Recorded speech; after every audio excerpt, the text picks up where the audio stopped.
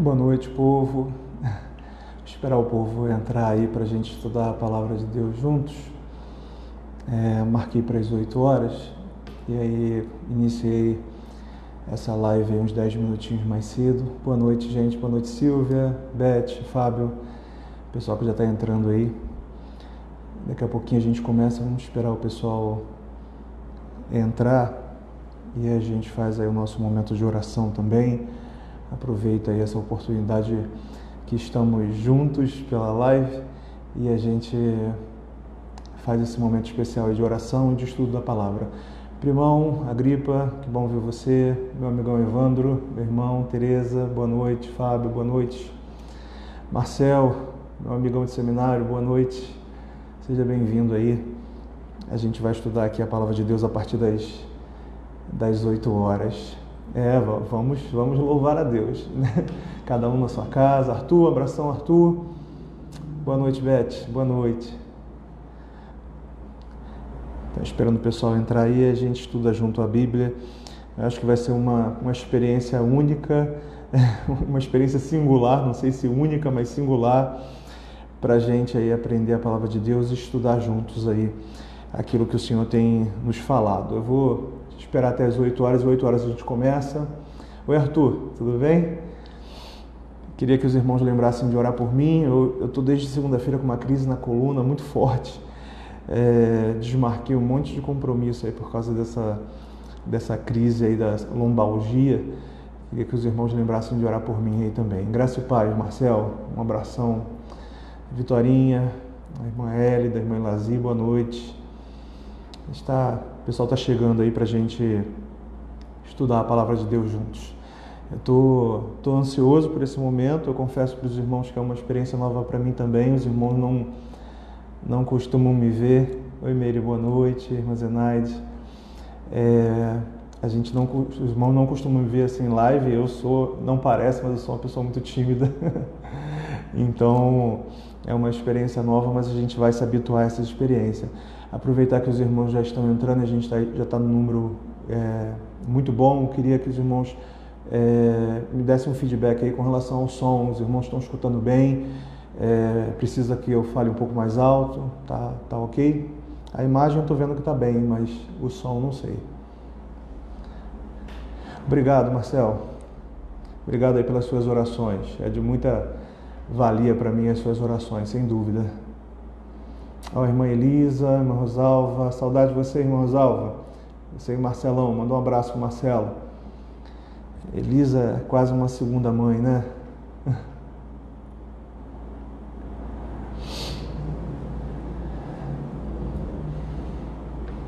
Obrigado aí pelo feedback, que vocês estão estudando bem. Tá bom, Evandro, você é surdo, né? Sabe que é a idade. Aí, todo mundo falando que o som tá bom e você pedindo para eu falar mais alto. É a idade. Passou dos 50, já tem dificuldade aí de escutar alguma coisa, né? Como é que os irmãos estão lidando aí com essa quarentena?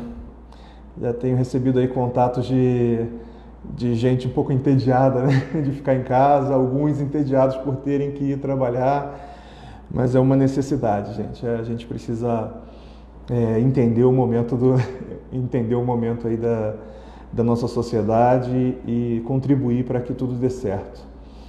Ô Luiz Felipe, meu amigão, pastor Felipe, Deus te abençoe, tá bom? Um abraço aí para esse povo maravilhoso aí da Igreja Batista Filadélfia, em Seropédica. Fagner, abração. Olha, quanta gente que eu nem esperava aí entrando para estudar a Bíblia junto com a gente. Eu vou aproveitar esses primeiros momentos, antes da gente propriamente estudar a palavra. Eu queria orar junto com vocês. Eu sei que é algo um pouco inusitado, e eu ontem estava compartilhando com vocês naquela live de teste que eu fiz, de que eu já recebi orações assim por telefone que marcaram muito a minha vida. E eu queria que vocês não se limitassem ao uso da tecnologia, não deixassem o uso da tecnologia limitar a fé de vocês, de que o Senhor escuta a nossa oração quando oramos juntos, ainda que fisicamente estejamos distantes. Então eu queria convidar você aí onde você está, Se você está me escutando e está conseguindo aí ouvir um pouco da palavra de Deus, eu queria convidar você a fechar os seus olhos para que a gente pudesse orar. Eu tenho muitas razões para que a gente possa orar, para que a gente possa interceder, pedir ao Senhor. Então eu queria convidar você aí, independente do lugar onde você esteja, espero que você tenha se programado para estar em algum lugar aí onde você possa ter atenção, para que você feche os seus olhos agora, para que a gente possa orar. Professora Lídia, um abraço, um prazer ter a irmã aqui conosco. Vamos orar então, feche seus olhos. Querido Deus, amado Pai, Senhor, nessa hora, em comunhão com os meus irmãos, eu quero, Senhor, clamar ao Senhor porque nós cremos em Ti e nós confiamos no Seu poder. Muitos confiam em carros, outros confiam em cavalos, mas nós fazemos menção do nome do Senhor, porque é no Senhor que cremos, é no Senhor que nos apegamos e é confiados no Senhor que nós fazemos essa oração. Senhor, nós entendemos a Sua soberania, nós entendemos, Senhor, que o Senhor reina, que reina absoluto sobre todas as coisas. Nós entendemos que a última palavra vem do Senhor, mas como servos do Senhor, nós ousamos, Senhor, clamar a Ti e pedir ao Senhor que o Senhor intervenha em nossas vidas com graça, com misericórdia, para que o Senhor possa nos ajudar, Senhor, e a nós e a toda a nossa sociedade no momento difícil que estamos passando.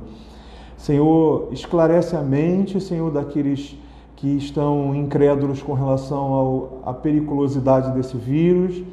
Senhor, dê discernimento aos nossos corações, para que a gente possa, Senhor, não agir de forma afobada, desesperada, mas também não tratar com desleixo um assunto que é muito sério, Senhor. Nos dê o equilíbrio com relação a esse momento que nós estamos vivendo.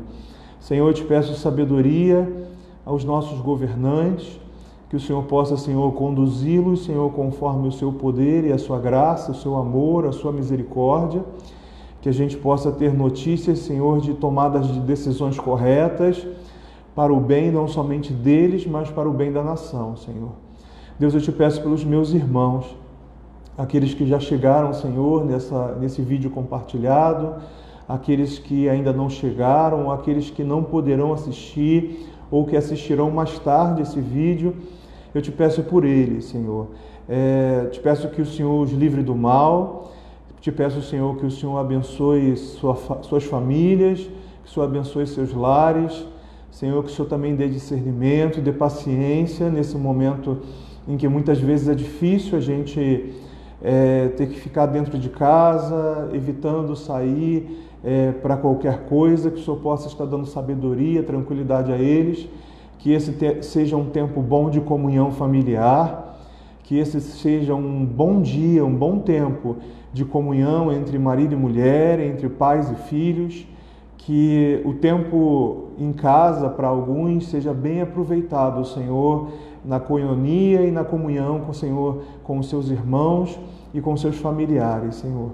Ainda que essa comunhão esteja limitada ao espaço geográfico, ainda que essa comunhão esteja à distância, em alguns casos, Senhor, que o Senhor possa fortalecer os laços. E que quando a sua igreja voltar a se reunir no templo, debaixo de um mesmo teto, para celebrar o seu nome, voltemos ainda mais fortes do que já éramos, Senhor.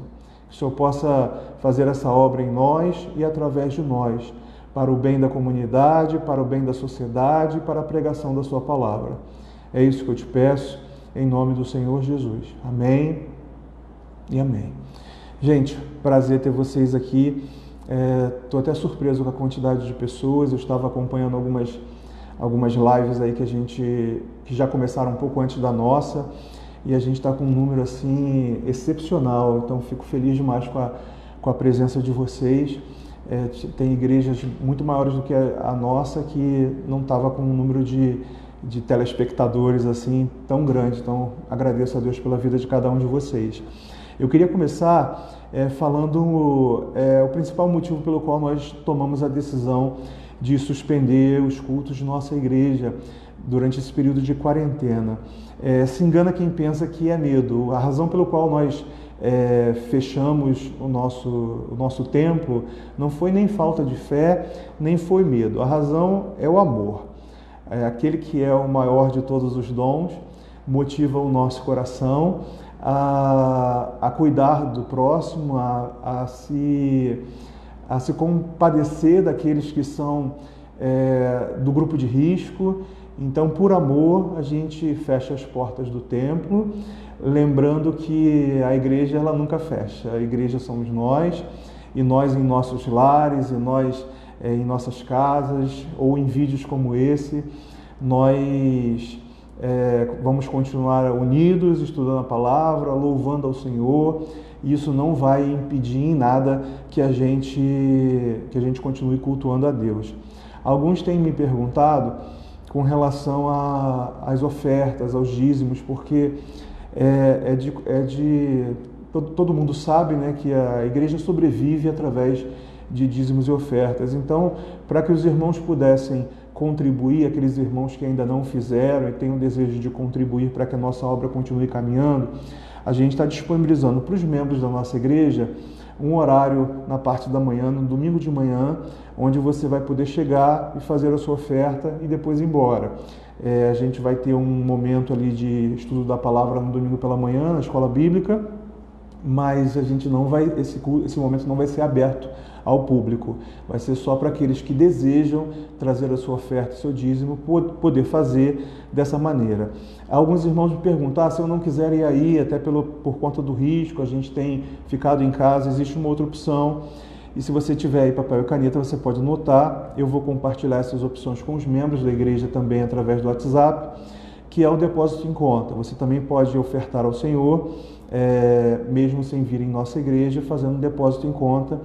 A nossa conta é do Bradesco, então facilita bastante se você for cliente do Bradesco, mas se você não for, você pode fazer um DOC também. A agência é 552 e a conta é 127953-0. Então é Bradesco, agência 552 e a conta é 127953-0. Se você precisa fazer um DOC, o nosso CNPJ é 29-238-490-1000 ao contrário, ou seja, 0001-40. Se você tiver dúvida, você pode lembrar aí de quanto tempo a gente tem aí nessa live, anotar esse tempo e voltar aqui depois para anotar essas informações, tá bom? A gente preparou um estudo sobre a questão de fé e doença, porque eu acho que não existe um momento mais pertinente para a gente falar sobre isso, já que a gente está vivendo aí o que eles chamam de pandemia, que é uma epidemia global, e a gente foi assolado hoje com uma notícia que eu recebi, de que na Itália eles já tomaram a difícil decisão de deixar as pessoas acima de 80 anos em estágio grave, deixarem essas pessoas morrerem. É uma notícia que comove o coração de qualquer um que tem coração, né? Você imaginar que um idoso de 80 anos, ele vai ser deixado para morrer por conta de que não existem leitos suficientes. A gente não está... a gente questiona a decisão, mas ao mesmo tempo a gente entende porque no contexto médico, onde não se pode atender todo mundo, sempre quando acontece coisas desse tipo, se chega a essa decisão de deixar as pessoas mais velhas morrerem. Abate muito o nosso coração perceber que a Itália ela não se preparou da maneira como a gente está tentando se preparar, nós aqui brasileiros, para tudo isso que está acontecendo. Então, a importância da gente se preparar e cumprir aí tudo aquilo que a lei tem nos ajudado, tem nos orientado, né, os governantes têm nos orientado, vai de encontro à nossa necessidade de não chegar a esse ponto. Então é muito importante a gente ficar muito atento à quarentena e fazer da maneira como a gente tem feito. Assim, a gente tem 70 pessoas atualmente, nesse momento, assistindo essa live, e a gente precisa de que as pessoas estejam conscientes com relação às nossas responsabilidades como igreja também. Nós não somos só a igreja para nos reunirmos religiosamente. Nós somos igreja que tem o intuito de abençoar a nossa comunidade, abençoar o nosso país também. Então, essa doença ela não reflete, ela não vai de encontro à nossa fé, ela não é o limitador da nossa fé, pelo contrário, essa doença ela vai exercitar a nossa fé, e isso é muito importante. Existe uma outra razão pela qual a gente escolheu esse tema, porque a gente tem algumas pessoas que pensam de uma maneira religiosa e se enganam na interpretação da palavra de Deus. Então, por isso é muito importante que a gente entenda qual é a orientação da Bíblia para nós. A gente teve uma palestra no último domingo, o irmão Derek ministrou sobre a doença em si, uma palestra médica aqui em nossa igreja. E hoje a gente não tem intenção de fazer uma palestra médica, mas a gente tem uma intenção de analisar na palavra qual é a mensagem de Deus para nós hoje. Você já ouviu falar de pessoas que se negam a tomar remédios? Eu já conheci algumas pessoas assim, e diante de uma enfermidade a pessoa afirma, não, Deus vai me curar e por crer em Deus eu não preciso me medicar. Na minha opinião, isso é uma grande ignorância. A gente sabe que se Deus deu sabedoria ao ser humano para que ele pudesse confeccionar, inventar um remédio, a gente precisa estar de coração bem aberto para aquilo que Deus deu sabedoria ao homem a fazer. Alguém pode dizer assim, mas eu já vivi uma experiência com Deus onde Deus me curou sem o uso de medicamentos. Os médicos me receitaram, eu me neguei a tomar os remédios e Deus me curou.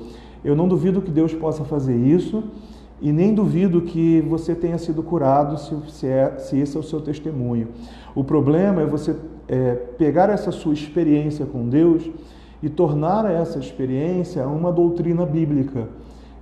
Tornar essa experiência um padrão pelo qual Deus age de uma maneira geral. Isso é errado. Deus age de muitas maneiras, de diversas maneiras. Isso não muda o caráter dele, nem a pessoa que Deus é. Mas Deus age de maneiras diferentes e em situações diferentes. Então, se Deus falou com você que você não era para você se medicar e Deus curou você através disso, não torne isso uma regra de fé e prática. Porque em outras circunstâncias, eu posso dizer que em 99% das circunstâncias, Deus cura através de um perfeito tratamento médico, de um tratamento médico adequado, de uma medicação adequada. Então, a gente não pode fechar os nossos olhos na ignorância da religião e achar que Deus tem a obrigação, e a gente vai falar sobre isso daqui a pouco, que Deus tem a obrigação de curar todas as doenças sem um tratamento adequado. Então, esse foi o motivador para que a gente pudesse fazer uma palestra sobre isso, analisando a palavra de Deus e o que a palavra de Deus nos diz a respeito disso. Pastor José Carlos, um grande abraço. Sei que você está aí de Portugal assistindo aí o nosso estudo. Que Deus abençoe sua vida, tá bom? Saudade do Senhor.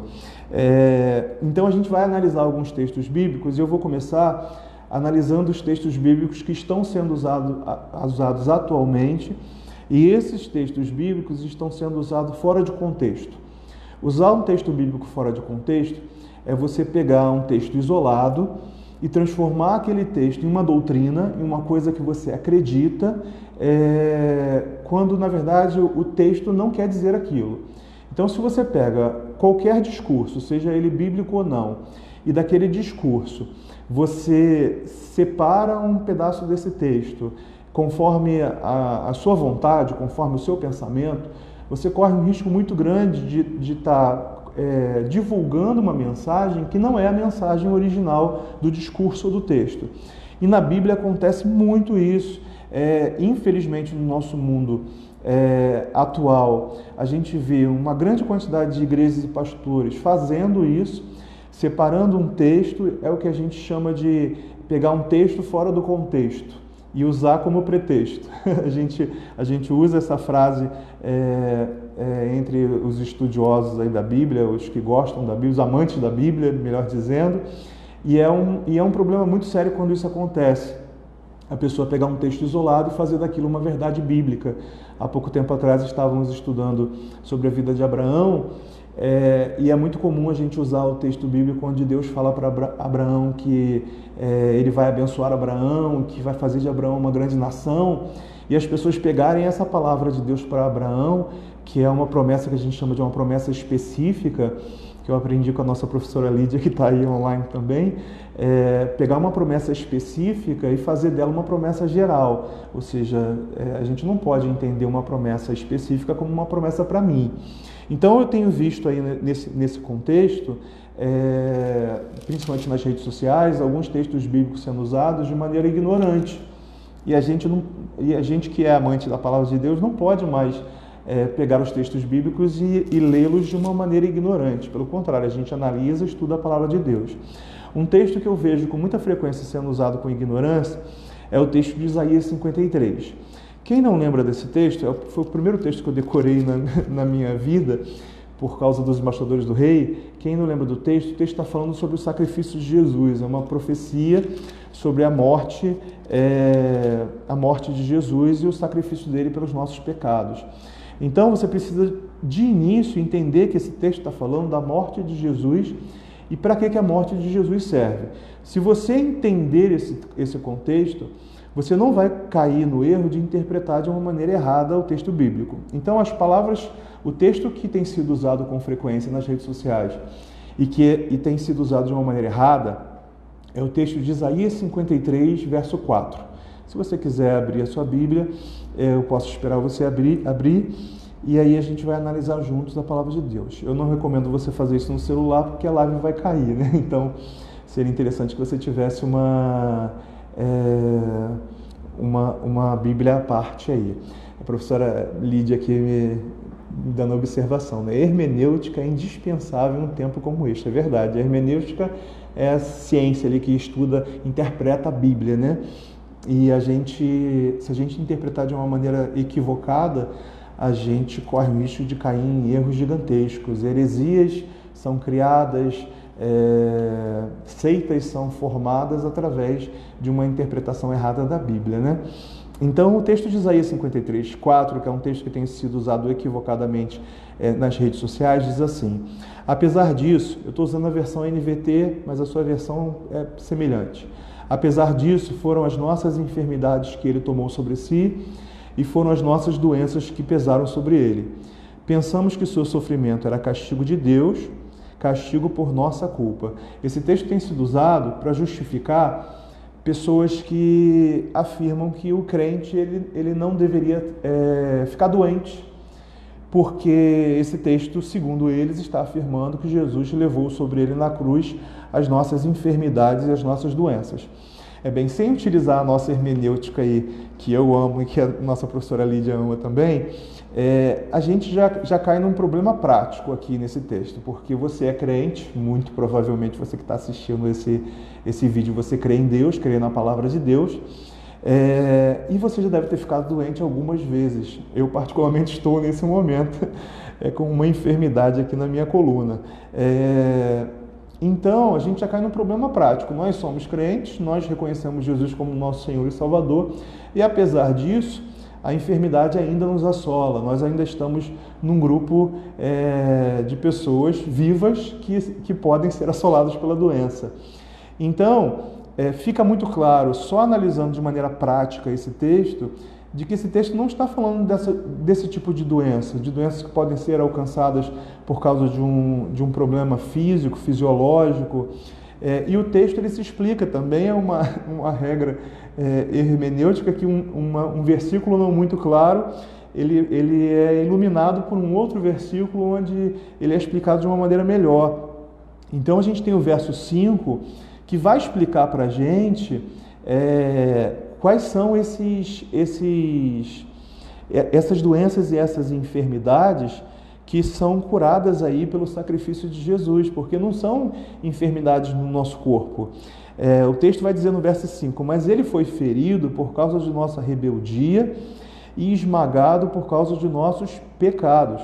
Então o verso 5 explica o verso 4, dizendo, olha, essas enfermidades e essas doenças que ele levou sobre si na cruz do Calvário, não são as enfermidades como um resfriado, uma gripe, o coronavírus ou qualquer outra enfermidade.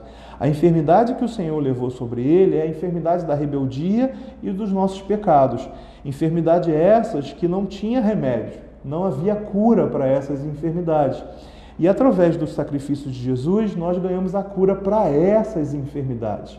Então, a gente entende que esse texto, sendo usado dentro desse contexto do coronavírus, é um texto usado de uma maneira equivocada. Não foi sobre essas enfermidades que o Senhor morreu na cruz, porque se fosse assim, a gente não ficaria doente nunca, né? Existe um outro texto que eu vi sendo usado nas redes sociais que expressa bem a ignorância com relação à palavra de Deus. Foi o texto lá de Êxodo capítulo 12.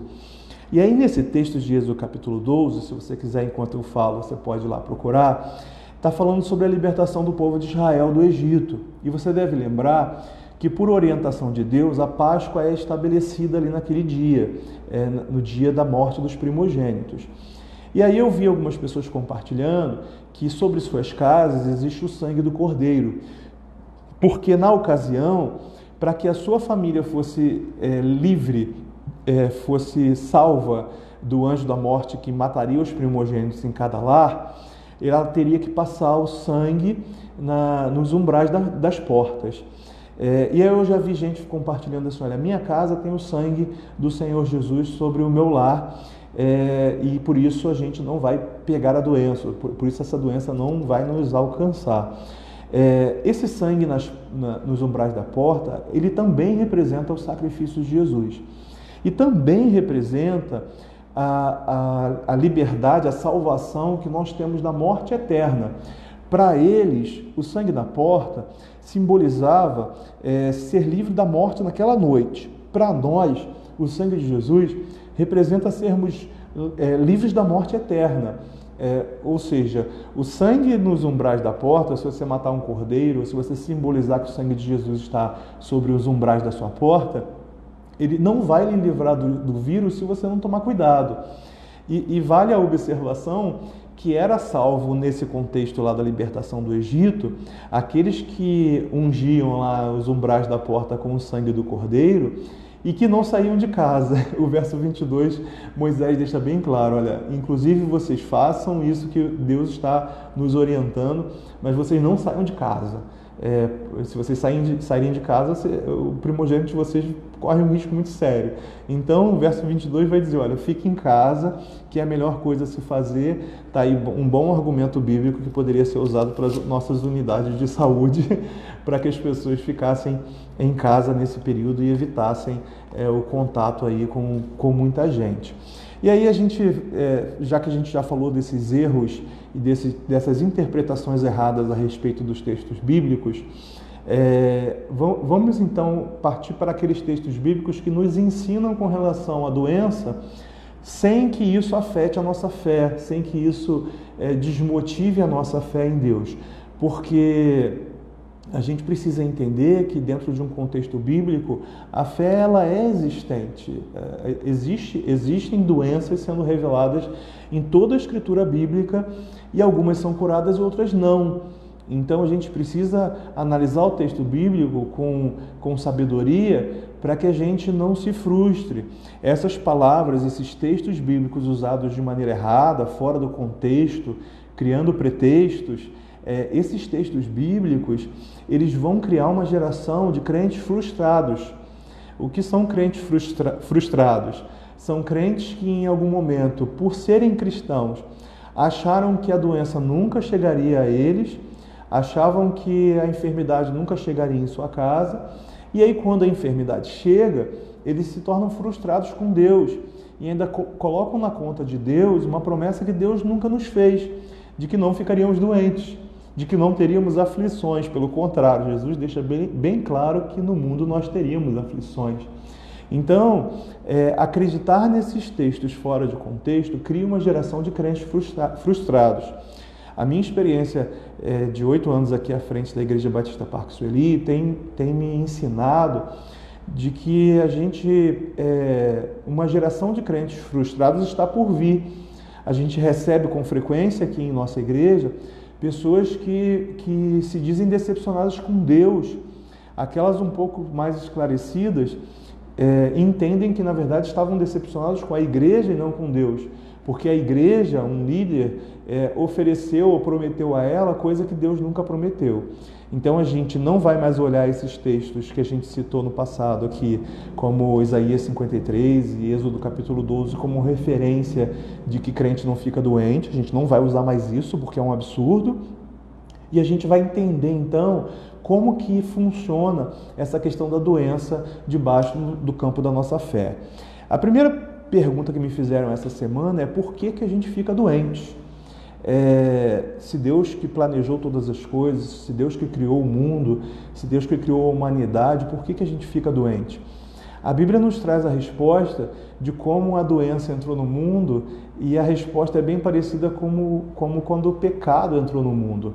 Lá em Romanos capítulo 5, verso 12, a palavra de Deus vai nos dizer que por um homem entra o pecado no mundo, e pelo pecado entrou a morte. Então a gente tem aí uma porta sendo aberta. O homem abre a porta para o pecado entra e traz a tiracolo a morte. E junto com a morte vem todo o contexto aí de doença. Então, nós vivemos em um cenário mundial, um cenário humano, em que a morte é algo possível e provável, tanto para crentes como para não crentes, porque nós vivemos em um cenário de pecado. Então, se existe pecado, existe a morte.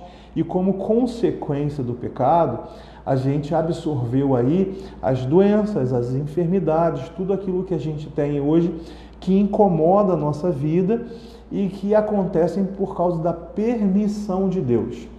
Então, é um erro gigantesco a gente falar, fulano está doente porque fulano não tem fé.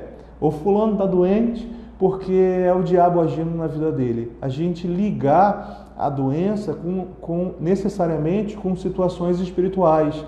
A gente não pode. Existem dois erros com relação ao mundo espiritual. A gente não pode desconsiderar o mundo espiritual como se ele não existisse, e a gente não pode também tratar todas as circunstâncias como uma influência espiritual. Isso é um erro gigantesco. Então, as pessoas que têm essa tendência, elas vão dizer, ficou resfriado, é o diabo. Não, mas é porque ele andou descalço na chuva, depois entrou no ar-condicionado. Não tem nada a ver. Se não fosse pelo diabo, ele não ficaria doente. É uma ignorância a gente pensar dessa maneira. A doença, na verdade, é uma das consequências do pecado. Se a gente voltasse, não vai dar tempo de fazer isso hoje, mas se a gente voltasse na história da criação e na queda do homem, a gente ia ver que a terra ela foi amaldiçoada por causa do pecado.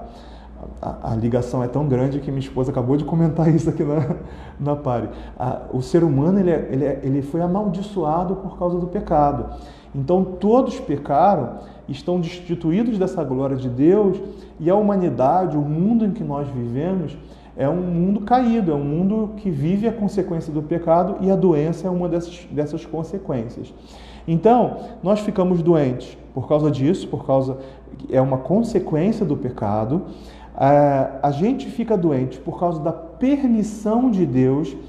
Poxa, amor, você olhou meu esboço? Então, o próximo ponto seria isso. A gente fica doente por causa da permissão de Deus.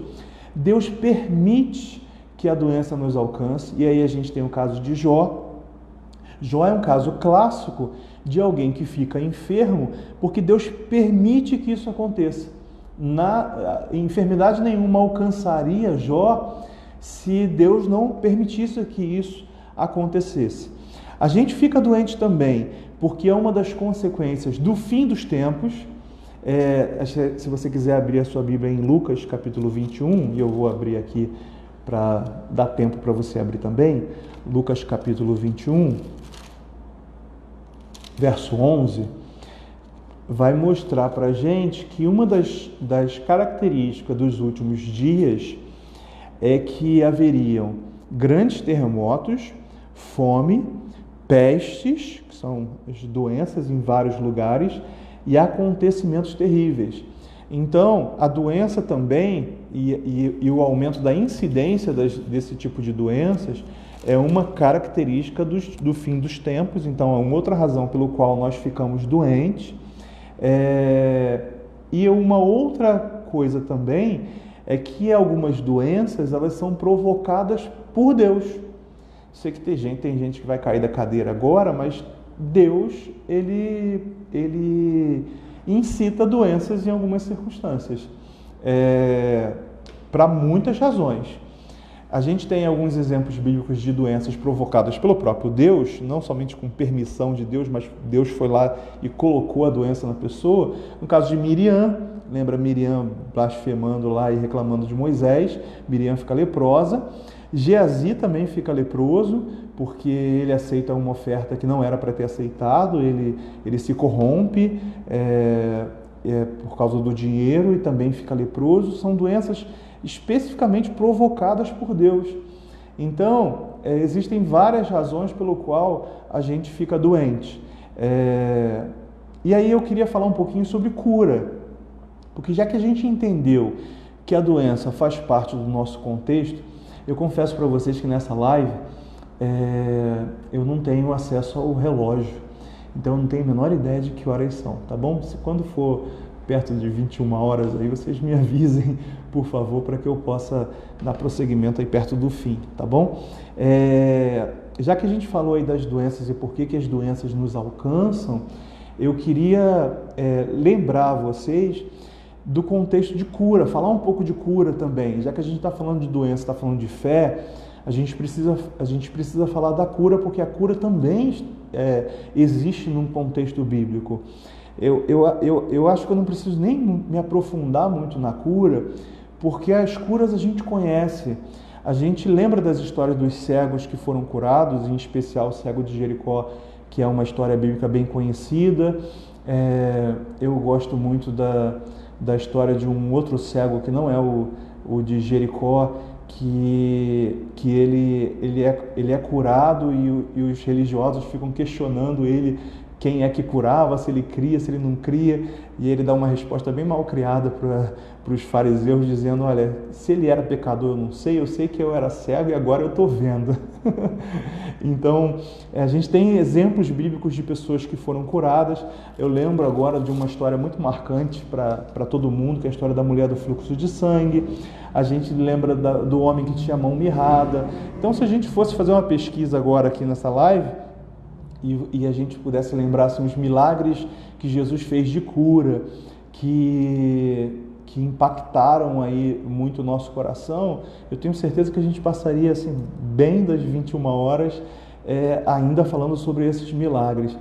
Então, eu nem vou focar muito nessa questão dos milagres, porque eu vou resumir em uma frase: Deus cura, Ele tem poder para curar, Ele ainda é o mesmo, ainda faz milagres, tudo isso dentro de uma mesma frase. Eu creio em tudo isso, só que tudo isso está condicionado à soberania de Deus. É a palavra que a gente precisa guardar no nosso coração. Milagres acontecem, Deus ainda tem poder, Ele ainda opera no meio do seu povo, Ele ainda age através da oração, mas a gente precisa entender e absorver em nossa mente a palavra chamada soberania. Soberania quer dizer que o Senhor reina, é Ele quem decide, é Ele quem dá a palavra final. Então não é porque eu oro e porque eu tenho fé que Deus é obrigado a operar a cura em qualquer circunstância. Então, a gente precisa entender esse contexto e a palavra soberania, para que a gente não comece a achar que Deus é um gênio da lâmpada e que a gente manda em Deus conforme a nossa fé. Se eu tenho fé, Deus tem que fazer. Isso gera pessoas que oram normalmente, eu determino, eu exijo, é assim que vai ser, porque Deus tem que fazer aquilo que eu quero. Então, a gente precisa entender a cura dentro desse contexto da soberania. Alguém perguntou assim, Deus permite, deixa eu até olhar aqui, Deus permite, mas não é Ele que nos adoece? Então, depende da circunstância. No caso de Jó, por exemplo, Deus dá a permissão para que o diabo toque na vida de Jó, no corpo de Jó. Então não é diretamente Deus que está ali provocando a doença em Jó, mas é com a permissão de Deus, porque todas as coisas só acontecem com a permissão de Deus. Em outras circunstâncias, e foi isso que eu disse, o próprio Deus é que provoca a doença, como foi o caso de Miriam e Geazi, que a gente citou também. Então existem os dois contextos. Eu não prometo para vocês que eu vou conseguir responder todas as perguntas que estão sendo feitas, mas uma ou outra eu consigo, ao mesmo tempo que eu estou ministrando o estudo, observar e tentar responder, tá bom? Então, as curas, elas existem, elas são reais. Deus, Ele proporciona essa cura, Ele ainda é o mesmo e ainda tem poder. Só que a gente precisa entender que Ele é soberano. Isso significa que Ele que manda. O irmão Carlos Alberto está perguntando aqui, a falta de fé não seria o motivo da cura não acontecer? Não necessariamente. A gente tem exemplos, daqui a pouco a gente vai citar, exemplos de pessoas que pediram e tinham fé e não foram curadas. O que determina se a cura vai ou não acontecer, nem sempre é a falta de fé. Pode acontecer de ser a falta de fé? Pode, mas nem sempre é a falta de fé. O que determina se uma pessoa vai ser curada ou não é a vontade de Deus, é a soberania, e é isso que precisa estar em nossa mente. O que acontece hoje em dia é que as pessoas, como uma igreja que cura, como uma igreja onde milagres acontecem... Voltou a conexão, tinha caído, agora voltou. Elas querem que a igreja delas sejam reconhecidas como uma igreja onde milagres acontecem, não porque isso vai engrandecer o nome de Deus.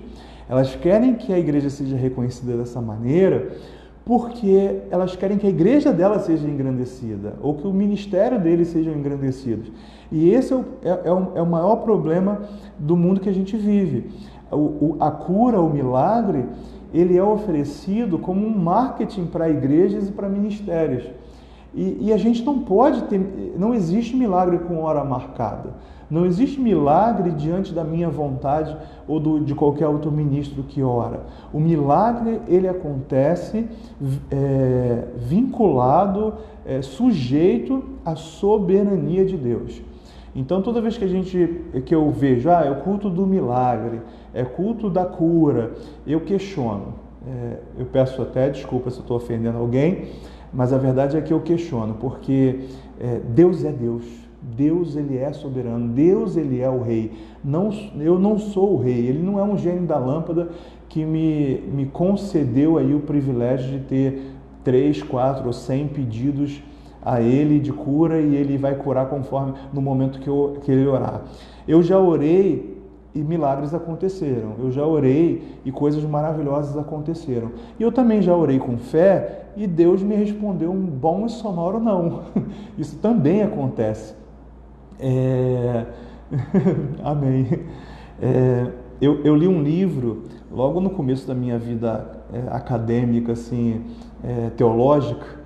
Eu era adolescente, comecei a me interessar pelos textos bíblicos, e eu li um livro, eu não lembro agora o nome do autor, mas o nome do livro é Quando Deus Responde Não. Depois, se você pesquisar o livro, você vai encontrar com facilidade. O livro é bem fininho e foi um livro que marcou muito o meu entendimento sobre a soberania de Deus, porque ele mostra que mesmo pedindo com fé, e eu trouxe alguns exemplos que são citados no livro, mesmo a gente pedindo com fé, Deus pode nos responder com não, mesmo que seja um caso de cura. Existem alguns textos que falam sobre a gente orar com fé e o doente ser curado, mas ainda nesses momentos a gente está sujeito à soberania de Deus. Então, vamos falar aí de alguns casos bíblicos onde Deus não cura. Você lembra de um texto em que Deus cura um aleijado? E esse texto está lá em João capítulo 5. Um aleijado que ele estava no tanque de Betesda. Havia uma crendice de que em algumas circunstâncias um anjo caía no tanque lá, o tanque começava a mover as águas e o primeiro que se jogasse nas águas seria curado. Havia essa crença popular. Jesus ele não confirma essa crença, o texto bíblico fala dessa crença, mas certo é de que existia ali um aleijado que ele não conseguia se jogar às águas quando isso acontecia. Jesus pergunta o que está acontecendo com ele, e aí ele responde: olha, quando as águas se agitam, não tem ninguém que me jogue na água, e sempre alguém vai antes de mim e se joga. Por que eu estou citando esse texto? Jesus cura esse homem. O texto está lá em João capítulo 5. Só que se você for lá no texto bíblico, você vai ver que por causa dessa crença nesse tanque, existiam inúmeras pessoas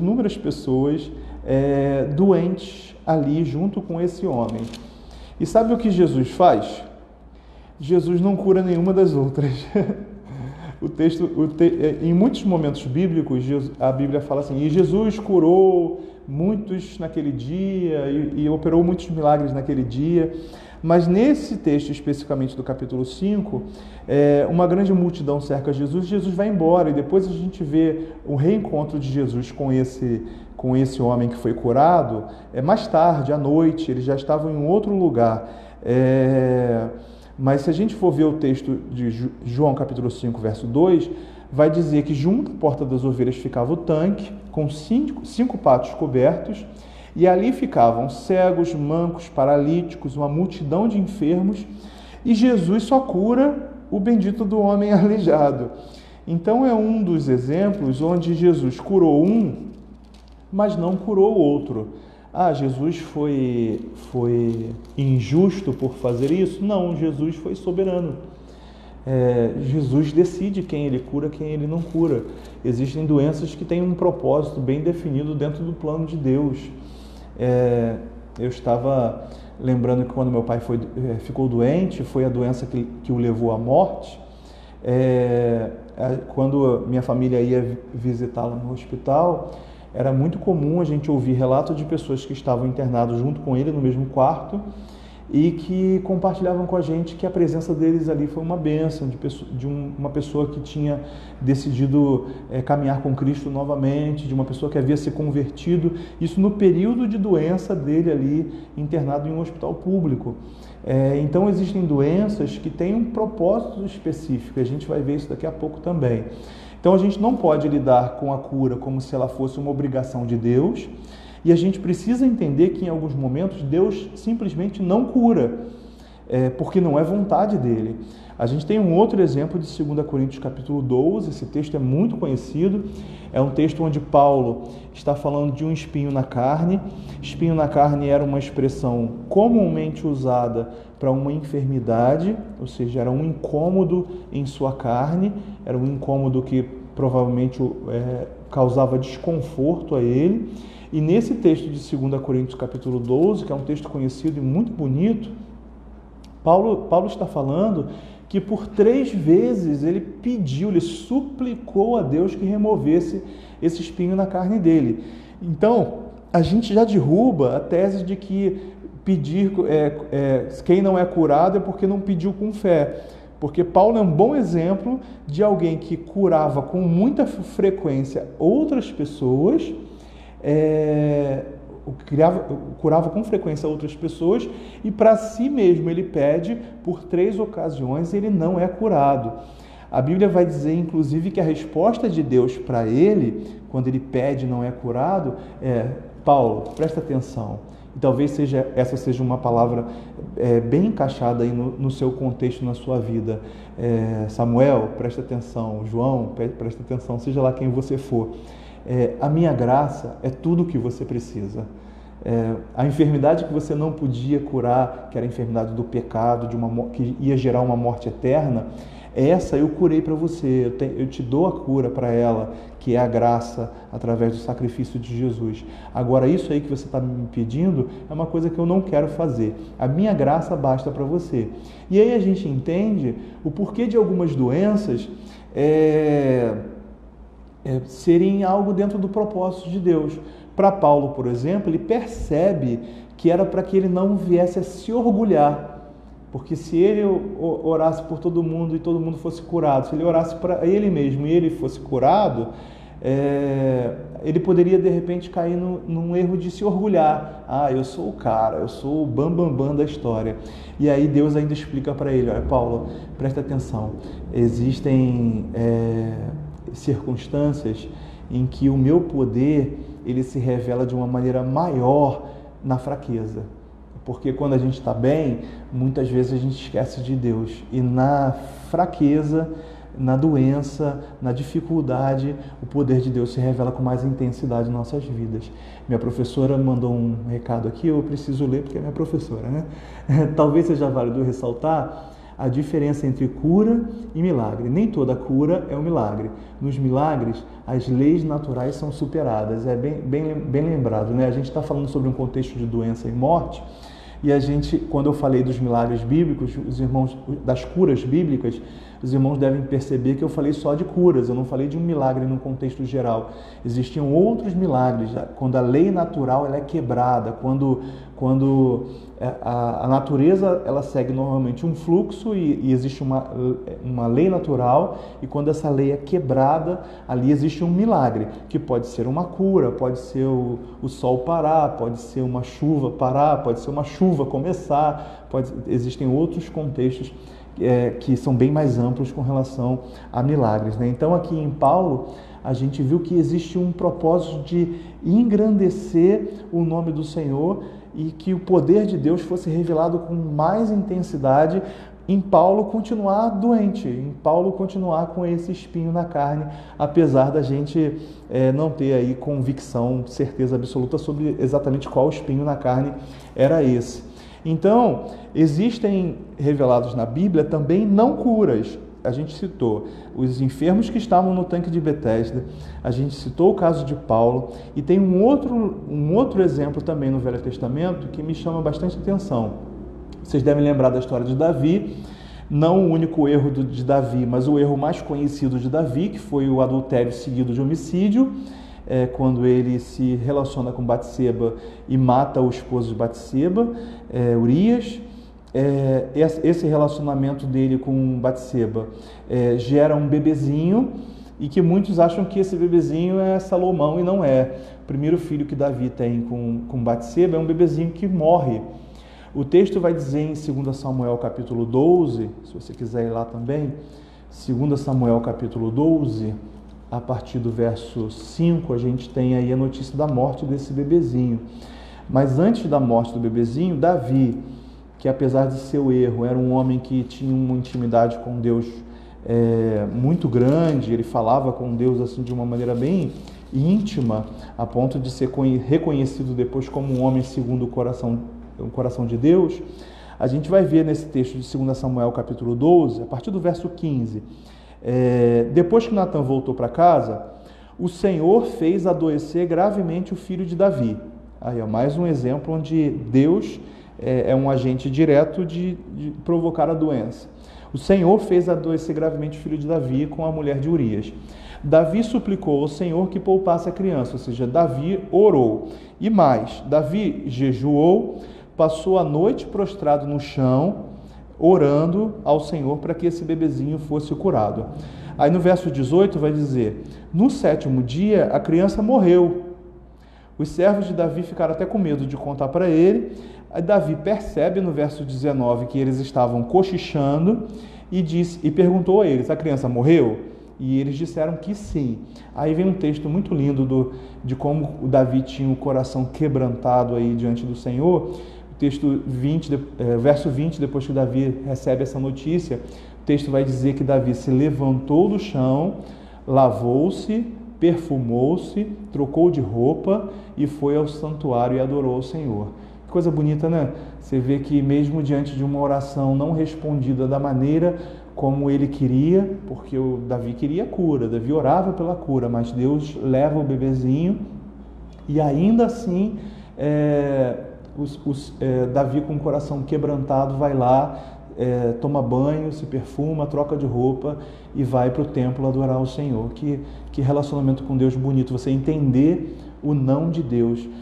A verdade e me desculpa também a minha sinceridade, é que a gente vive uma geração de pessoas mimadas.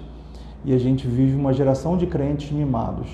Que quando Deus não faz a vontade do crente, não a dele, porque Deus sempre faz a vontade dele, mas quando Deus não faz a vontade do crente, o crente faz bico. O crente diz que não vai mais à igreja, o crente diz que não vai mais adorar o Senhor, o crente diz que vai para outra igreja, como se os problemas fossem se resolver dessa maneira. Então a gente tem alguns exemplos bíblicos de não curas que são bem claros. A gente citou do tanque de Betesda, ali as pessoas que estavam ao redor do aleijado que foi curado. A gente citou o exemplo de Paulo e a gente citou o exemplo desse bebezinho aí, filho de Davi e Batseba. Para caminhar para o final, para a gente entender bem que a cura ela existe, mas está vinculada à soberania de Deus, pode ter gente que crê de uma maneira diferente da minha e vai dizer assim, você está dizendo isso porque você não tem fé. É um limitador para o milagre na sua vida, e você não tem fé, por isso que as coisas não acontecem. Eu creio na cura em todas as circunstâncias. E eu quero dizer para você que pensa dessa maneira, você que pensa que Deus é obrigado a responder as suas orações com sim o tempo todo, de que Deus é obrigado a curar no momento em que você planeja, no culto que você estabelece, eu quero dizer que a fé de quem entende a soberania de Deus é muito maior do que a fé de quem acha que Deus é um Deus refém de suas vontades. Vou repetir para você entender.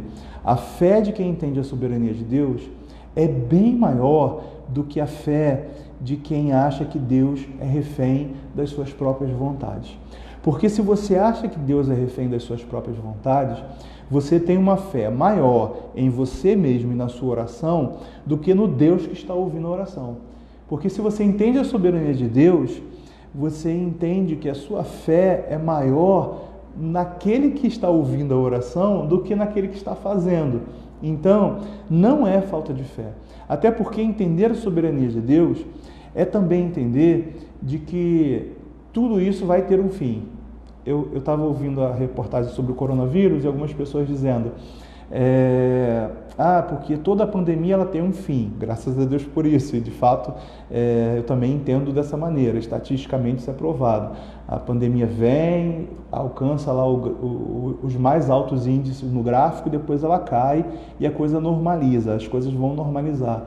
Mas sabe que quando eu ouvi isso, eu não estava pensando necessariamente no fim da pandemia, porque o fim da pandemia é uma coisa muito pequena, comparado ao fim que Deus tem preparado para nós. Então, se você, diante desse estudo, você entendeu a soberania de Deus e entendeu que não é em todo o tempo que Deus vai curar conforme a nossa vontade, em resposta à nossa fé, você vai se alegrar muito com o texto que é o último texto que eu vou ler nessa live, que é o texto de Apocalipse capítulo 21. O texto de Apocalipse capítulo 21, verso 3, vai nos dizer em um momento que Deus vai nos livrar, finalmente, de todo esse cenário de doença, de morte que a gente vive hoje. E o texto diz assim, Apocalipse capítulo 21, verso 3.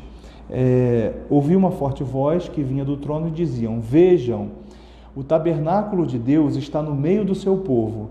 Deus habitará com eles, e eles serão seu povo. O próprio Deus estará com eles. Ele lhes enxugará dos olhos toda lágrima, e não haverá mais morte, nem tristeza, nem choro, nem dor. Todas essas coisas passaram para sempre. Que coisa maravilhosa. Bendito seja o nome do Senhor.